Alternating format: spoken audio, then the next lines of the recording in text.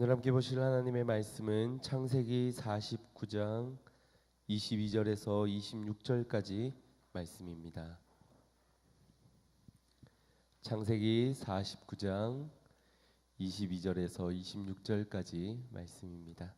찾으시는 동안 교회 권고 전해드리겠습니다. 10월 2일 가을 정기 노회가 있습니다. 위에서 기도해 주시길 바라고, 10월 3일 이번 주 수요일 오후 1시에 우리 한현우 군과 이정민 양의 결혼식이 있습니다. 얼마나 멋지고 얼마나 예쁠지 궁금하시죠? 네, 와서 직접 보시면 될 것 같습니다. 많이들 참석해 주셔서 축하해 주시길 바랍니다. 이번 주 수요일은 10월 3일 개천절로 수요일 오전 예배 통합 예배로 드려집니다.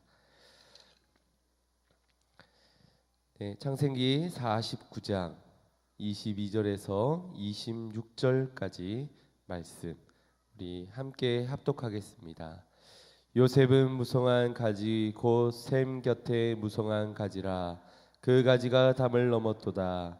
활 쏘는 자가 그를 학대하며 그를 쏘며 그를 군박하였으나 요셉의 활이 도리어 경강하며 그의 팔에 힘이 있으니 야곱의 전능한 자의 손을 힘입으니라.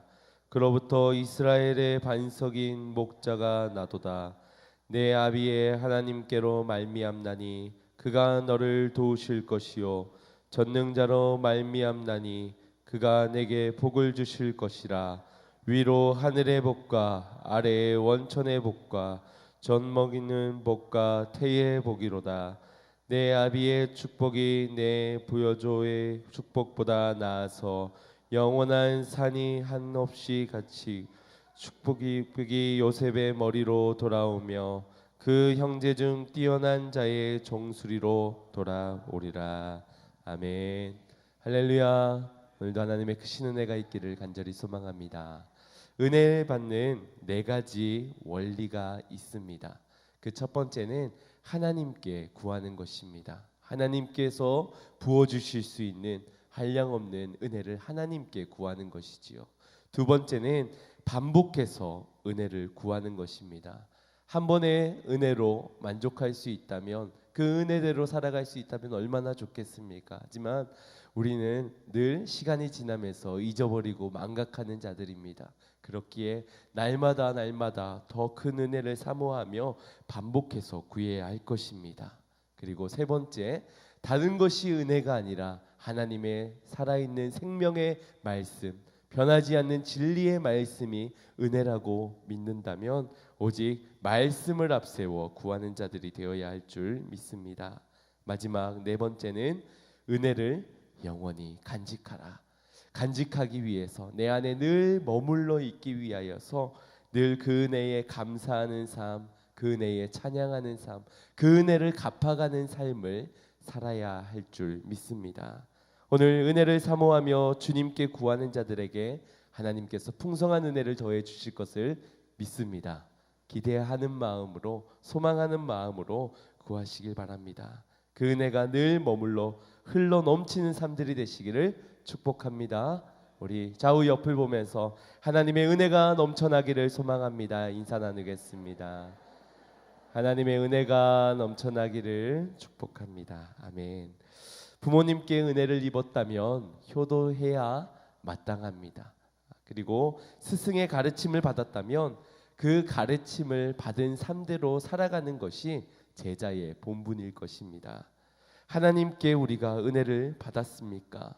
그렇다면 그 은혜를 찬양하고 감사하고 갚아가는 삶, 그분의 가르침에 그분의 뜻대로 변화되어 나아가는 삶이 우리의 마땅한 모습일 줄 믿습니다.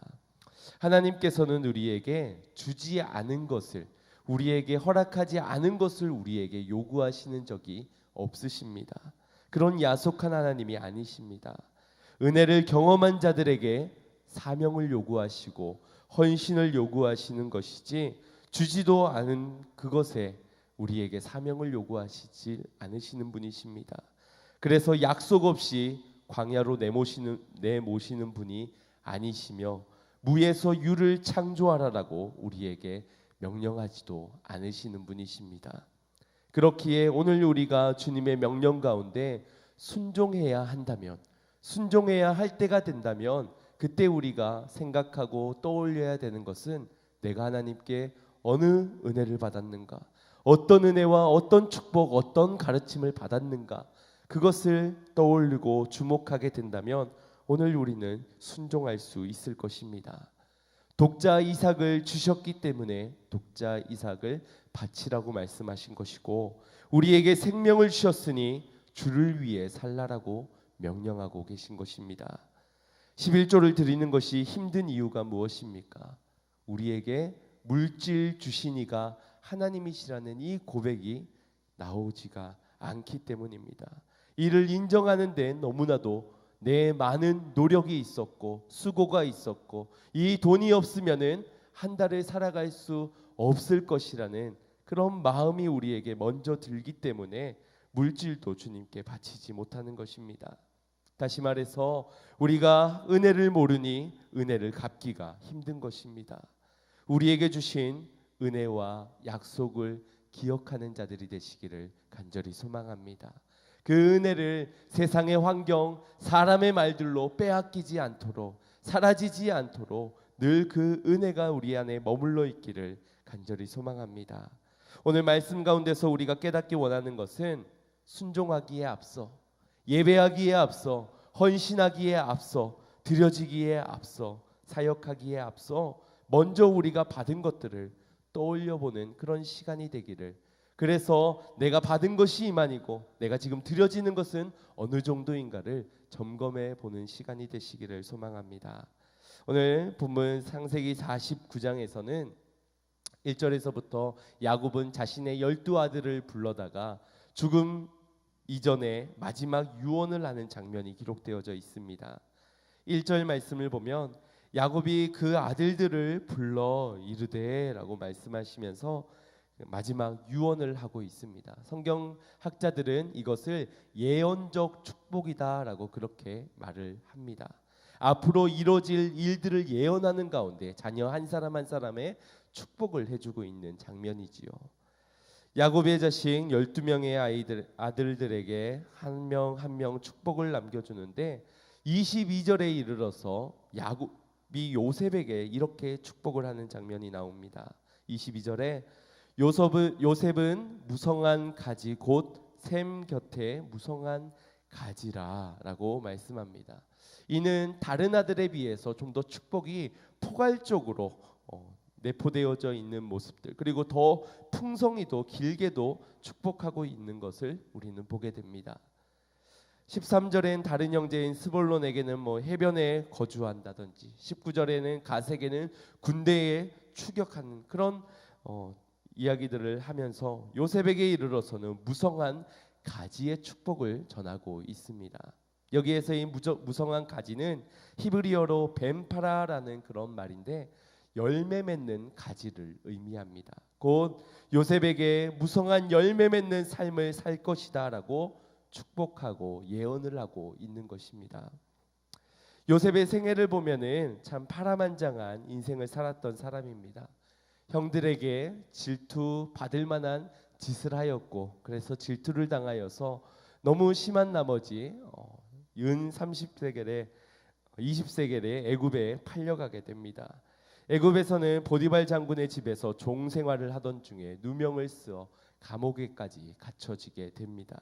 하지만 어린 시절 꿈꾸었던 약속을 믿고 사명을 간직하였던 그는 지하 감옥에서도 끝까지 포기하지 않았고 그 은혜의 약속을, 사명을 잃어버리지 않았기에 결국 애굽 바로왕의 부름을 받아서 그 꿈을 해석함으로 그 감옥에서 나와 애굽의 총리로서 쓰임받게 됩니다. 이런 파란만장한 인생사에 힘든 시절이 있었음에도 요셉의 고백은 고난을 기억하기보다는 하나님께 받은 은혜를 기억하고 주목하는 자였습니다. 이것을 그의 아들들의 이름을 지을 때에 그 아들들의 이름 뜻을 보면 그의 신앙의 고백이 내포되어져 있습니다. 먼저 첫째 므낫세의 이름의 뜻은 하나님이 고난을 잊어버리게 하신다라는 그런 의미를 지니고, 둘째 아들의 이름 에브라임의 뜻은 하나님이 열매를 맺게 하신다라는 뜻을 가지고 있습니다. 이처럼 첫째 아들, 둘째 아들을 놓고 그가 그 이름 속에 담겨진 이름의 뜻 속에 자신의 신앙의 고백을 파란만장한 누구도 그 길을 걷고 싶지 않은 그런 인생사를 경험했던 요셉이 나에게 모든 고난을 하나님이 잊어버리게 하시고 나에게 맺어주신 축복의 열매들을 보게 하신다. 이것이 그의 고백이었다는 것입니다. 애굽이라는 이방 나라에서 하나님의 이름을 높임으로 수많은 하나님의 백성들을 일어나게 하기 위해서 먼저 보내신 이가 바로 요셉이었습니다. 12아들 중 채세곡과 특별한 사랑을 받았던 그 계시적 꿈을 꾸게 하신 이유가 분명 있었다는 것이지요. 그것이 바로 애굽에서의 총리로 하여금 이스라엘 민족이 그 애굽 땅에서 세워지게 되고 그 속에서 자기로 하여금 하나님이 이루어 가시고자 하는 사명들을 깨달아 알았기에 이 일들을 감당할 수 있었던 것입니다. 요셉이 약속의 사명을 알지 못했다면 그 꿈을 잃어버리고 약속을 잃어버리며 은혜를 부어주셨지만 축복을 주셨지만 그 채색옷을 그 특별한 사랑을 그 계시적 꿈을 잃어버렸다면 그는 감옥에 갇혔을 때 아니 그 이전에 누명을 썼을 때 그 이전에 형들로 질투를 받으며 소외되며 팔려가게 되었을 때 사명은 충분히 잃어버릴 수 있던 그런 환경과 상황이었습니다. 그럼에도 그는 결코 그의 삶에서의 받은 은혜를 잃어버리지 않았습니다. 그러니 명령에도 순종할 수 있었고 약속을 붙잡고 사명을 감당할 수 있었던 것입니다. 22절 말씀에 야곱의 축복을 다시 한 번 더 들여다봅시다. 요셉은 무성한 가지 곧 샘 곁에 무성한 가지라. 요셉이 이런 놀라운 열매, 어떻게 이방 민족에서 애굽이라는 큰 강대국의 총리가 나올 수 있는가, 이런 놀라운 열매를 맺을 수 있었던 일, 수많은 민족이 그로부터 하여금 시작될 수 있었던 원인은 바로 22절에 말씀하기를 그의 뿌리가 샘 곁에 있었기 때문이다라고 기록하고 있습니다. 뿌리가 샘 곁에 있어 충분한 물을 공급받을 수 있었고 자라나게 하는 역할들을 뿌리가 줄기로부터 가지로 하여금 풍성한 열매를 맺게 하는 축복을 공급해 주었다는 것입니다. 그래서 시편 1편 말씀에 복 있는 사람은 시냇가에 심겨진 나무와 같다라는 이 말이 곧 주 안에 주님으로부터 공급받는 필요를 얻는 축복과 은혜를 공급받는 그런 삶이 진정한 복이다라고 말씀하고 있는 것입니다. 그런데 우리가 원하는 복은 어떠한 복입니까? 물질의 복, 건강의 복, 행운의 복, 복. 차이가 분명히 있을 것 같습니다. 진정한 복은 다른 데 있지 않고 공급자이신 하나님께 머무는 것, 마르지 않는 샘이신 생수의 강이 되시는 예수 그리스도에 거하는 것, 그것이 진정한 복임을 믿으시기 바랍니다. 생명수가 흐르는 시냇가에 거하는 것이 진정한 복이고 오늘 우리가 구하고 찾아야 될 복이 그러한 복임을 믿으시기 바랍니다. 창세기 41장 38절에 애굽 통치자 바로는 요셉을 일컬어 이렇게 증언하고 있습니다. 이와 같이 하나님의 영에 감동된 사람을 우리가 어찌 찾을 수 있으리요. 하나님을 믿지 않는 자가 봐도 그는 하나님의 축복을 받는 형통한 삶, 영에 감동된 사람이었다는 것입니다. 세상이 놀라는, 그리고 세상 사람들도 주목하는 사람은 다른 사람이 아닙니다. 시냇가에 심겨진 나무와 같이 주 예수 그리스도에 붙여 있는 삶, 하나님 안에 거하는 삶, 하나님의 축복으로 평강을 누리며 기쁨과 감격으로 살아가는 그 삶을 세상을 놀라게 하는 사람이며 세상도 주목하는 사람일 줄 믿습니다. 하나님의 은혜 안에 사는 자. 우리가 선교지에 가서 선교를 하다 보면 물론 단기간의 선교와는 조금 다르겠지만 선교를 가다 보면 그곳에서 가장 절실하게 느껴지는 것이 있다고 합니다. 그것은 물질도 아니고 건강도 아니고 사람도 아니고 바로 은혜에 대한 갈급함이라고 합니다. 어미가 자녀에게 젖을 짜 주고자 하는데 젖이 나오지 않는 그런 갈급함, 그런 안타까움, 무언가 이 저들에게 선교에 나가서 영혼을 구원하기 위해서 하나님의 사랑의 복음의 기쁨의 소식을 얻고자 하는 저들에게 은혜를 나누어 줘야 되는데 정작 나에게도 은혜가 짜줄 것이 없는 그런 선교지에서의 절박한 상황이 가장 선교사님들에게 힘든 부분이라고 말씀합니다.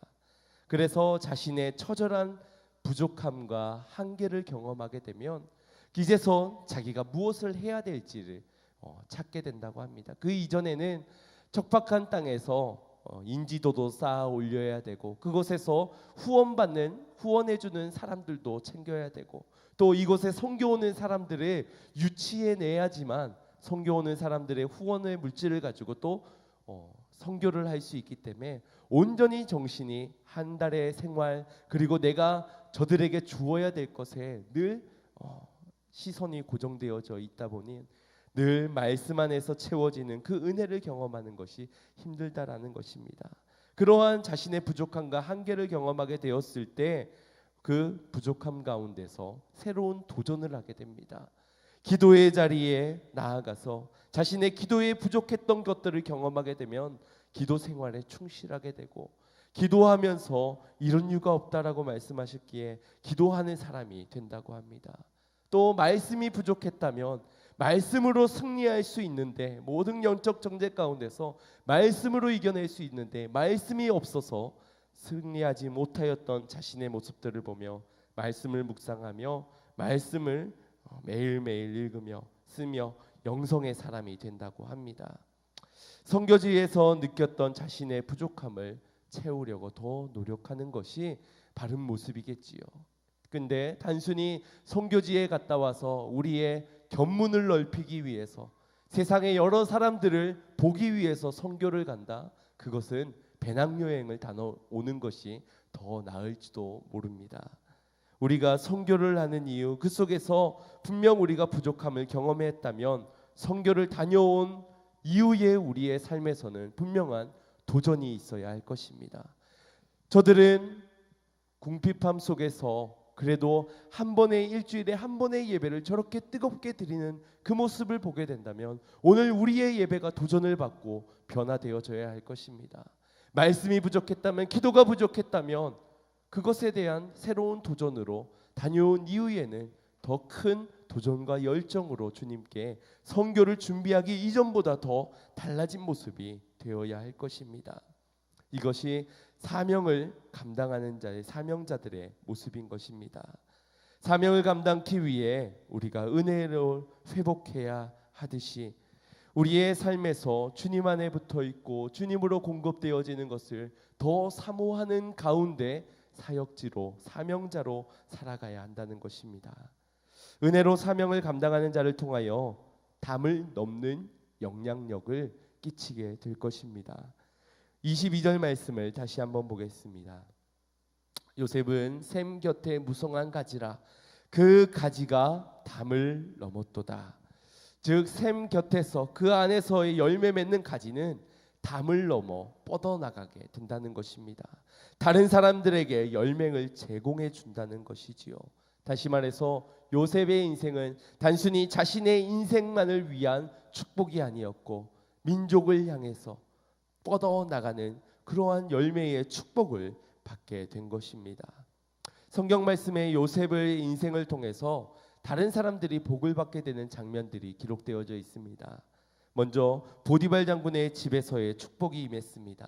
39장 5절 말씀을 보면 그가 요셉에게 자기 집과 그 모든 소유물을 주관하게 한 때부터 여호와께서 요셉을 위하여 그 애굽 사람의 집에 복을 내리심으로 여호와의 복이 그의 집과 밭에 있는 모든 소유에 미친지라. 그가 하나님을 믿었던 것도 아니고 하나님의 축복을 받았던 것도 아니지만 이 요셉의 축복을 받다 보니 그로 하여금 그 가정에까지 축복이 임하게 되는 모습을 볼 수 있습니다. 또 감옥 안에서의 간수장에게도 은혜는 임하였습니다. 39장 21절 말씀을 보면 여호와께서 요셉과 함께 하시고 그에게 인자를 더하사 전옥에게 은혜를 받게 하심에, 이 전옥이 간수장이라는 말이지요. 그에게도 은혜를 받게 하셨다라고 기록되어져 있습니다. 또 그 축복은 총리가 될 때에 애굽의 축복으로 이어졌습니다. 41장 48절에서 49절 말씀을 보면 애굽 땅에 풍년의 7년 동안 임한 그때에 저장하는 곡식이 바다의 모래같이 심히 많았다라고 기록되어 있습니다. 그 저장한 것을 가지고 흉년이 들었을 때에 다른 이웃 나라들에게 그 곡식을 팔면서까지도 풍성이 넘칠 수 있었다는 것이지요. 즉 요셉을 미리 축복하시고 가는 곳마다 축복을 부어주신 이유가 있을 것입니다. 그것은 그로 하여금 나라와 민족까지 축복을 끼쳐지는 통로로 사용하고자 하셨기 때문이라는 것입니다. 오늘 우리가 함께 기억하기를 원하는 것이 바로 이것입니다. 하나님이 우리에게 은혜를 주셨고 축복을 주셨다면 그것은 단순히 내 안에 머물러 있기를 원하셔서 나만 잘 살고 우리의 가족만 잘 살고 그것이 주님이 원하시는 것이 아니라는 것입니다. 하나님은 동일한 이유로 우리를 이 땅에 보내셨고 택하셨고 여기까지 은혜를 부어 주셨습니다. 이것은 분명 우리로 하여금 축복의 통로, 축복을 전달해 주기 위해서, 축복을 받을 누군가에게 보내기 위해서 이 모든 것들을 허락하셨다는 사실입니다. 하나님의 축복의 통로가 되기 위해서는 어떻게 해야 되겠습니까? 가야 합니다. 우리가 가야 합니다. 내 인생의 담을 넘어서 우리의 지인들에게, 우리의 이웃들에게, 우리의 가족원들에게 뻗어 나아가야 할 줄 믿습니다. 우리 교회의 담장을 넘어서 우리 양문의 모든 식구들이 그 은혜의 축복을 함께 나눌 수 있도록 가지가 뻗어나가야 될 줄 믿습니다. 민족의 담을 넘어서 세상 온 열방을 향해 나아가는 그런 열매 맺는 축복의 나무들이 되어야 할 줄 믿습니다. 어떤 사람은 그저 자기 자신의 집의 담장을 넘지 못하여 그렇게 인생을 마감하는 사람들도 있을 것입니다. 평생 자기 가족, 자기 육신, 자기 중심의 삶을 살다가 인생을 끝내는 사람이 되시겠습니까? 아니면 받은 축복이 너무 커 그 축복으로 뻗은 나무가 담장 밖으로 넘어가 나로 만나는 모든 만남 속에서, 내가 거하는 모든 처소 속에서, 그리고 내가 발길을 향하는 그 곳곳들마다 축복을 임하게 하시겠습니까? 하나님의 부르심의 목적을 기억한다면 오늘 우리는 머물러 있지 못할 것입니다. 브루스 바턴이 쓴 아무도 모르는 사람이라는 책 속에 갈릴리 바다와 사해 바다의 두 바다의 차이점을 설명하고 있습니다. 팔레스타인에는 두 개의 바다가 있는데 하나의 바다에는 물고기가 살고 푸른 나무가 우거져 있고 그곳에는 사람들이 모여 살아 왁착지껄 시끄러운 소리들이 들려온다고 합니다. 또한 짐승들도 그곳에 목을 축이기 위해서 그 바다를 찾고 그 바다는 더욱더 빛나게 된다고 합니다. 또 하나의 바다는 요단강 남쪽으로 흐르다가 다다른 바다입니다. 첫 번째의 바다도 요단강에서 시작된 바다이고 두 번째의 바다도 요단강에서 시작된 한 바다인데 이 바다는 사람의 인기척이 없습니다. 새들도 짐승들도 찾지 않는 바다, 물고기조차도 없는 그런 척박한 모습의 바다입니다. 그래서 인기가 없는 그 바다는 흐리멍텅 빛나지 않는 그런 바다라고 합니다. 바로 첫 번째 바다가 갈릴리 바다이고 두 번째 바다가 사해 바다라고 합니다. 무엇이 인접해 있는 이 두 바다의 차이를 결정짓게 된 것일까? 요단강이 이쪽 강에는 좋은 물을 주고 이쪽 바다에는 나쁜 물을 주었기 때문에 요단강으로 인한 문제가 아니었습니다. 그렇다고 바닷속 토양 때문도 아니었습니다. 또 주변 지역의 환경 때문도 아니었다는 것입니다.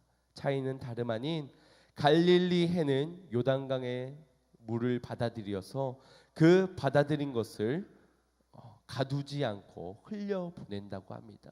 또 다른 바다로 계속 흘려보낸다고 합니다. 그러나 사해바다는 얌체처럼 받아들이기만 한다고 합니다. 조금도 내놓으려고 하지 않습니다. 그래서 갈릴리에는 내어주고 살아있지만 사해바다는 아무것도 내어놓지 않아 죽은 듯 보입니다. 은혜는 이처럼 나눌 때 더욱 넘치는 것입니다. 고여있으면 썩어지게 되는 것이 바로 우리 안에 은혜인 것입니다. 바라기는 고여서 썩어지는 신앙이 아니라 흘려보내는 신앙 속에 열매 맺는 축복의 통로들이 되시기를 간절히 소망합니다. 은혜 받은 자가 사명 가운데 헌신과 희생 없이 하나님의 나라는 이루어지지 않습니다. 그러니 오늘 우리가 하나님의 부르심 목적과 이유를 생각해 보길 원합니다. 이를 위해 우리에게 주신 은혜와 축복을 떠올려 보기를 원합니다. 이는 고여있고 한 방울도 흘려보내지 말라고 주신 것이 아닙니다. 그러니 은혜를 갚아야 하고 가르침을 받은 것에는 우리의 삶이 변화됨 속에서 누군가에게 타인에게 본이 되어져야 되듯이 오늘 우리에게 허락하여 주신 목적, 이유, 사명 이것을 감당하기 위해 이미 허락하신 은혜와 축복을 가지고 나의 인생의 담장, 우리 교회의 담장, 민족의 담장을 뻗어 넘어가 축복의 결실을 맺는 복된 삶들이 되시기를 주님의 이름으로 축원드립니다. 축복받고 끝내는 축복의 종착역이 되지 마시고 축복을 흘려보내는 축복의 정거장들이 되시기를 간절히 소망합니다. 우리 서로에게 이렇게 함께 고백해 봤으면 좋겠습니다. 하나님께서 당신을 귀하게 사용하고자 하십니다. 네. 담장을 넘어 뻗은 가지가 되시기를 축복합니다. 뻗은 나무가 가지가 되시기를 축복합니다. 아멘. 이것이 주님의 기대이고 주님의 뜻하심인 줄 믿습니다. 샘 곁에 머문 나무는 주님이 주시는 공급으로 하여금 내가 수고와 노력과 내 의로서 무언가를 해내지 않으면 안 되는 그런 늘 조바심 가운데 분주함 가운데 살아가던 우리의 인생에서 내게 중요한 것은 하나님의 이유와 목적 가운데 허락하신 축복을 기억하고 축복에 머물러 있으면서 그 축복을 흘려보내는 것, 이것이 오늘 내가 감당해야 되는 사명이구나 깨닫게 되는 자마다 놀라운 축복의 통로로 주님께 귀하게 쓰임받아 자라나게 하시며 넘쳐나게 하시며 풍성케 하시는 축복을 인생의 가정의 우리 교회에 이 민족에 누리게 될 줄 믿습니다. 우리 시간 함께 박수치면서 서로를 축복하며 또 나에게 하나님께서 이보다 더 놀라운 축복들을 나는 경험하였기에 내가 이제 이 사명을 감당하는 통로가 되기를 결단하면서 함께 찬양하겠습니다.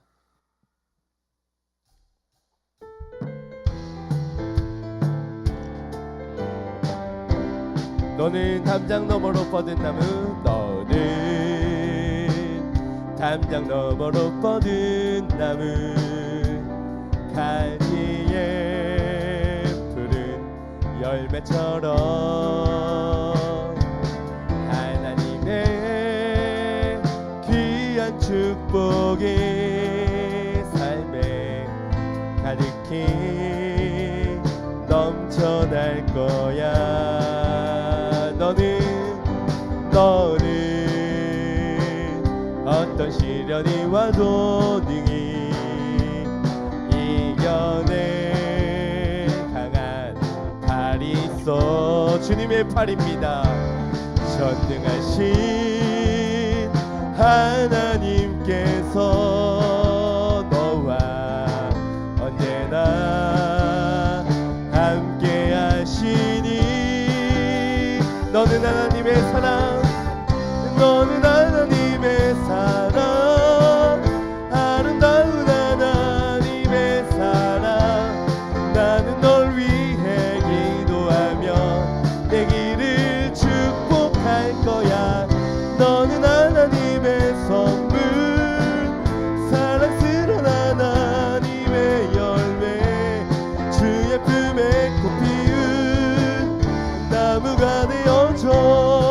한 번 더 고백합니다. 너는 담장 너머로 뻗은 나무 가지에 푸른 열매처럼 하나님의 귀한 축복이 삶에 가득히 넘쳐날 아멘. 이미 받은 줄 믿습니다. 너는 어떤 시련이 와도 능히 이겨내 강한 달이 있어. 전능하신 하나님께서 너와 언제나 함께 하시니 아멘. 너는 하나님의 사랑, 아름다운 하나님의 사랑. 나는 널 위해 기도하며 내 길을 축복할 거야.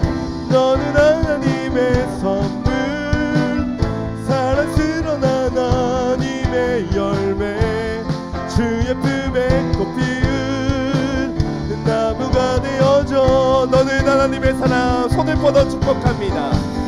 너는 하나님의 사랑, 아름다운 하나님의 사랑. 나는 널 위해 기도하며 내 길을 축복할 거야. 너는 하나님의 선물, 사랑스러운 하나님의 열매, 주의 품에 꽃 피운 나무가 되어줘.